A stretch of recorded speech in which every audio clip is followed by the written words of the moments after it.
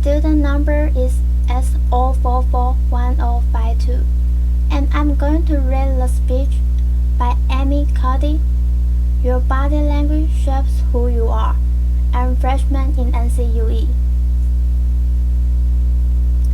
So I want to start by offering you a free Nutec life hack, and all it requires of you is this. Let you change your posture for 2 minutes. But before I give it away, I want to ask you to right now do a little audit of your body and what you are doing with your body. So how many of you are sort of making yourself smaller? Maybe you are hunching, crossing your legs, maybe wrapping your ankles. Sometimes we hold onto our arms like this. Sometimes we spread out. I see you. So I want you to pay attention to what you are doing right now. We are going to come back to that in a few minutes, and I'm hoping that if you learn to tweak this a little bit, it could significantly change the way your life unfolds. So, we are really fascinated with body language, and we are particularly interested in other people's body language. We are interested in, an awkward interaction, or a smile, or a contemptuous glance, or maybe a very awkward wink, or maybe even something like a handshake. Here they are arriving as number 10. This lucky policeman gets to shake hands with the President of the United States. Here comes the Prime Minister. Now, so a handshake or lack of a handshake can have us talking for weeks and weeks and weeks, even the BBC and the New York Times. So obviously, when we think about nonverbal behavior or body language, but we call it nonverbal as social scientists. It's language, so we think about communication. When we think about communication, we think about interactions. So what is your body language communicating to me? What's my communicating to you? And there's a lot of reason to believe that this is a valid way to look at this. So social scientists have spent a lot of time looking at the effects of our body language or other people's body language on judgments. And we make sweeping judgments and inferences from body language. And those judgments can predict really meaningful life outcomes like who we hire or promote, who we ask out on a date. For example, narrating a body, a research at Tufts University shows that when people watch 30-second soundless clips of really physician-patient interactions, the judgments of the physicians less predict whether or not that physician will be sued. So, it doesn't have to do so much with whether or not that physician was incompetent. But do we like that person and how they interacted? Even more dramatic. Alice Todorov at Princeton has shown us that judgments of political candidates based in just 1 second predict 70% of U.S. Senate and gubernatorial race outcomes, and even, let's go digital. Emoticons used well in online negotiations can lead to you claim more value from less negotiations. If you use them poorly, bad idea, right? So, when we think of nonverbals, we think of how we judge others, how they judge us, and what the outcomes are. We tend to forget, though. The other audience that's influenced by our nonverbals and that's ourselves. We are also influenced by our nonverbal, our thoughts, and our feelings, and our physiology. So what nonverbals am I talking about? I'm a social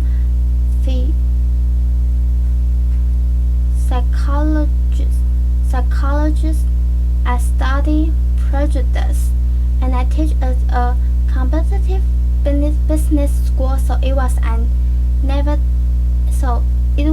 inevitable that I would become interested in power dynamics. become especially interesting in nonverbal expressions of power and dominance. And what are nonverbal expressions of power and dominance? Well, this is what they are. So in the animal kingdom, they are about expanding.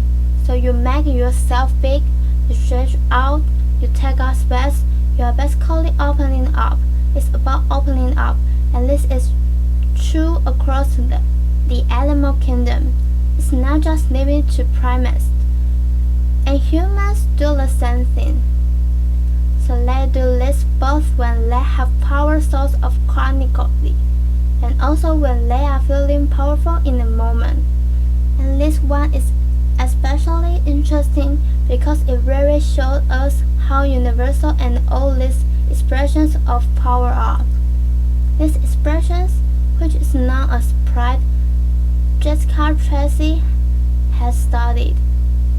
She shows that people who are born with sight and people who are congenitally blind to do this when they win at a physical competition. So when they cross the finish line and they have won, it doesn't matter if they've never seen anyone do it. They do this. So the arms up in the V, the chin in slightly lifted. What do we do when we feel powerless? We do exactly the opposite. We close up, we wrap ourselves up, we make ourselves small. We don't want to bump into the person next to us. So again, both animals and humans do the same thing. And this is what happens when you put together high and low power. So what we tend to do when it comes to power is that we complement the other's nonverbals. So if someone is being really powerful with us, we tend to make ourselves smaller. We don't mirror them. We do the opposite of them. So I'm watching this behavior in the classroom, and what do I notice? I noticed that MBA students really exhibit the full range of power nonverbals. So you have people who are like caricatures of alphas, really coming into the room. They get right into the middle of the room before class even starts, like they really want to occupy space. When they sit down, they are sort of spread out. They rest their hands like this. You have other people who are virtually collapsing when they come in. As soon as they come in, you see it. You see it on their face and their bodies, and they sit in their chair and they make themselves stand it, and they go like this when they raise their hand. I noticed a couple of things about this. One, you are not going to be surprised. It seems to be related to gender. So women are much more likely to do this kind of thing than men. Women feel chronically less powerful than men, so this is not surprising. But the other thing I noticed is that it also seems to be related to the extent to which the students were participating and how well they were participating. And this is really important in the MBA classroom because participation counts for half the grade. So business schools have been struggling with this gender grade gap. You got this equally qualified women and men coming in, and then you got this difference in grades, and it seems to be partly attributable to participation. So I start to wonder, okay, so you have these people coming in like this, and they are participating. It is possible that we could get people to fake it and with it lead them to participate more. So my main collaborator Donna, who's at Berkeley, and I really wanted to know, can you fake it till you make it? Like, can you do this just for a little while and actually experience a behavioral outcome that makes you seem more powerful? So we know that our nonverbals govern how other people think and feel about us. There's a lot of evidence, but our question really was, Do our nonverbals govern how we think and feel about ourselves? There's some evidence that they do. So for example, we smile when we feel happy, but also when we are forced to smile by holding a pen in our teeth like this, it makes us feel happy. So it goes both ways. When it comes to power, it also goes both ways. So when you feel powerful, you are more likely to do this. But it's also possible that when you pretend to be powerful, you are more likely to actually feel powerful. So the second question really was, so we know that our minds change our bodies, but is it also true that our bodies change our minds? And when I say minds, in the case of the powerful, what am I talking about? So I'm talking about thoughts and feelings and the sort of physiological things that make up our thoughts and feelings. And in my case, that's hormones. I look at hormones. So what do the minds of the powerful versus the powerless look like? So powerful people tend to be, not surprisingly, more assertive and more confident, more optimistic. They actually feel they are going to win even at games of chance. They also tend to be able to think more abstractly. So there are a lot of differences. They take more risks. There are a lot of differences between powerful and powerless people. Physiologically, there also are differences on two key hormones. Testosterone, which is the dominance hormone, and cortisol, which is the stress hormone. So what we find is that high-power alpha males in primate hierarchies have high testosterone and low cortisol, and powerful and effective leaders also have high testosterone and low cortisol. So what does that mean? When you think about power, people tend to think about only testosterone because that was about dominance. But really, power is also about how you react to stress. So do you want the high-power leader that's dominant, high on testosterone, but really stress reactive? Probably not, right? You want the person who's powerful and assertive and dominant, but not very stress reactive. The person who's laid back. So we know that in primates hierarchies, if an alpha needs to take over, if an individual needs to take over, an alpha role starts off suddenly. Within a few days, that individual's testosterone has gone up significantly and his cortisol has dropped significantly. So we have this evidence, both that the body can shape the mind, as this at the facial level, and also that role changes can shape the mind. So what happens? Okay, you take a role change. What happens if you do that at a really minimal level? That's this tiny manipulation, this tiny intervention. For 2 minutes, you say, I want you to stand like this, and it's going to make you feel more powerful. So this is what we did. We decided to bring people into the lab and run a little experiment, and these people adopt for 2 minutes, either high power poses or a low power poses. And I'm just going to show you 5 of the poses, although they took only 2. So here's one, a couple more. This one has been dubbed the Wonder Woman by the media. Here are a couple more. So you can be standing or you can be sitting. And here are the low power poses. So you are folding up, you are making yourself small. This one is very low power. When you are touching your neck, you are really protecting yourself. So this is what happens. They come in, they spin into a vial. For 2 minutes, we said, you need to do this or this. They don't look at the pictures of the poses. We don't want to prime them with the concept of power. We want them to be feeling power.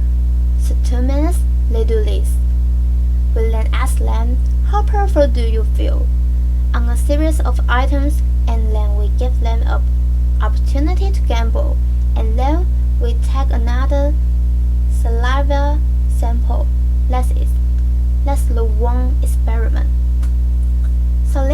what we find.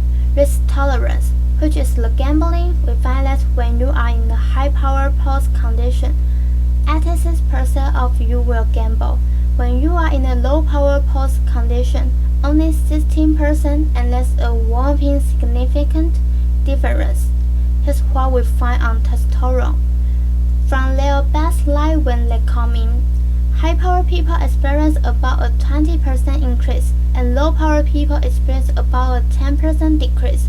So again, 2 minutes and you get these changes. That's why you get on cortisol. High-power person experience about a 25% decrease, and the low-power people experience about a 50% increase. So 2 minutes lead to this hormonal change that configure your brain to basically be either assertive, confident, and comfortable, or really stressed, reactive, and really sort of shut down. And we have all had that feeling, right? So it seems that our nonverbals do govern how we think and feel about ourselves.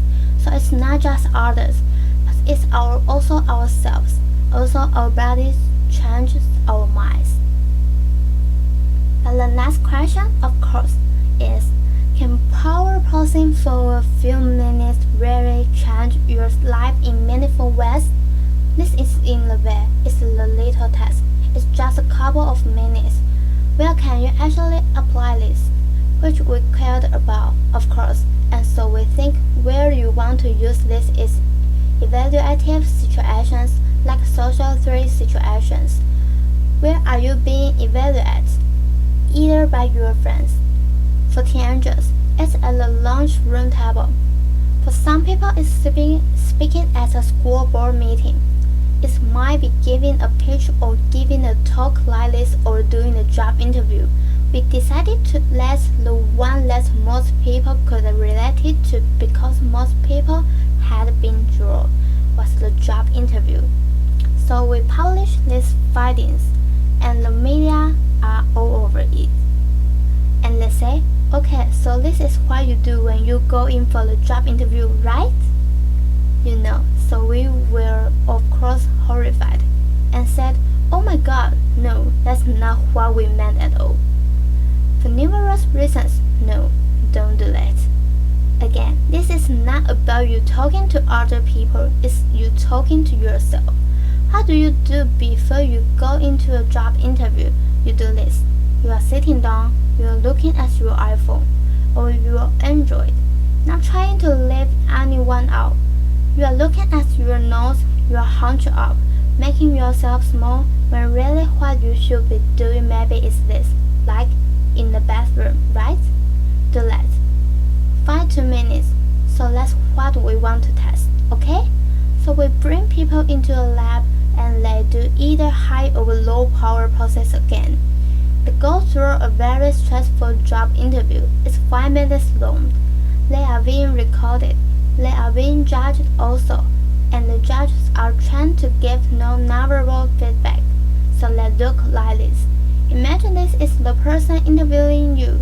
So for 5 minutes, nothing, and this is worse than being heckled. People have this. It's what Marilyn Lafrance calls standing in social quicksand. So this really spikes your cortisol. So this is the job interview we put them through. Because we really wanted to see what happened, we then have these coders look at these tabs. 4 of them. They are blind to the hypothesis. They are blind to the conditions. They have no idea who's being posing in what pose, and they end up looking at these sets of tabs, and they say, we want to hire these people, all the high-power posers. We don't want to hire these people. We also evaluate these people much more positively overall. But what's driving it? It's not about the content of the speech. It's about the presence that they are bringing to the speech. Because we rate them on all these variables related to competence, like how well structured in this is this the speech, How good is it? What are their qualifications? No effects on those things. This is what's affected. These kinds of things. People are bringing their true selves. Basically, they are bringing themselves. They bring their ideas, but as themselves, with no residue over them. So this is what's driving the effect, or mediating the effect. So, when I tell people about this, let our bodies change our minds, and our minds can change our behavior, and our behavior can change our outcomes. They said to me, it's feel fake, right? So I said, fake it till you make it. It's not me. I don't want to get there and then still feel like a fraud. I don't want to feel like an imposter. I don't want to get there only to feel like I'm not supposed to be here. And that's really resonate with me, because I want to tell you a little story about being an imposter and feeling like I'm not supposed to be here. When I was 19, I was in a really bad car accident. I was thrown out of a car, rolled several times. I was thrown from the car, and I woke up in a head injury rehab ward, and I had been withdrawn from college, and I learned that my IQ had dropped by 2 standard deviations, which was very dramatic. I knew my IQ because I had identified with being smart, and I had been called gifted as a child. So I'm taken out of college. I keep trying to go back. They say, you are not going to finish college, just there are other things for you to do, but that's not going to work out for you. So I really struggle with this, and I have to say, having your identity taken from you, your core identity, and for me it was being smart. Having that taken from you, there's nothing that leaves you feeling more powerless than that. So I felt entirely powerless. I worked and worked, and I got lucky and worked, and got lucky and worked. Eventually, I graduated from college. It took me 4 years longer than my peers, and I convinced someone, my angel advisor, Susan Fisker, to take me on, and so I ended up at Princeton. And I was like, I'm not supposed to be here. I'm an imposter. At the line before my first year talk, and the first year talk at Princeton is a 20-minute talk to 20 people. That's it. I was so afraid of being found out the next day that I called her and said, I'm quitting. She was like, you are not quitting because I took a gamble on you and you are staying. You are going to stay. And this is what you are going to do. You are going to fake it. You are going to do every talk that you ever get asked to do. You are just going to do it and do it and do it. Even if you are terrified and just paralyzed and having an out-of-body experience until you have this moment where you say, oh my gosh, I'm doing it. Like, I have become this. I'm actually doing this. So that's what I did. 5 years in grad school, a few years. I'm at Northwestern. I moved to Harvard. I'm at Harvard. I'm not really thinking about it anymore, but for a long time I have been thinking, not supposed to be here. So, at the end of my first year at Harvard, a student who had not taken in class the entire semester, who I had said, Doug, you have got to participate or else you are going to fail, came into my office. I really didn't know her at all. She came in totally defeated and she said, I'm not supposed to be here. And that was the moment for me, because 2 things happened. One was that I realized, oh my gosh, I don't feel like that anymore. I don't feel that anymore, but she does. And I got that feeling. And the second was, she's supposed to be here. Like, she can fake it. She can become it. So I was like, yes, you are. You are supposed to be here. And tomorrow you are going to fake it. You are going to make yourself powerful. And and you are going to go into the classroom and you are going to give the best comment ever, And she gave the best comment ever. And people turned around and we're like, oh my god, I didn't even notice her sitting there. She comes back to me months later, and I realized that she had not just faked it till she made it. She had actually faked it till she became it, so she had changed. And so I want to say you, don't fake it till you make it, fake it till you become it. Do it enough until you actually become it and internalize. The last thing I'm going to leave you with is this. Teeny tweaks can lead to big change, so this is 2 minutes, 2 minutes, 2 minutes, 2 minutes. Before you go into the next stressful evaluative situation for 2 minutes, try doing this. In the elevator, in the bathroom stall, at your desk behind closed doors. That's what you want to do. Configure your brain to cope the best in that situation. Get your testosterone up, get your cortisol down. Don't leave that situation feeling like, oh, I didn't show them who I am.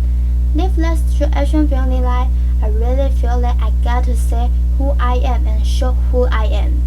So I want to ask you first, both to try power posing and also I want to ask you to share the science because this is simple. I don't have ego involved in this. Give it away, share it with people because the people who can use it the most are the ones with no resource and no technology and no status and no power. Give it to them because they can do it in private. They need their bodies, privacy and 2 minutes, and it can significantly change the outcomes of their life.